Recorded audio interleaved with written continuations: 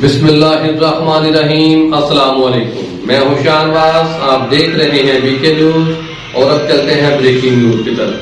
साल 2021 में मिलावट माफिया के खिलाफ पंजाब फूड अथॉरिटी की सख्त कार्रवाइयां जारी। 5,06,312 मकामात की चेकिंग, 1570 फूड प्वाइंट सील किए गए।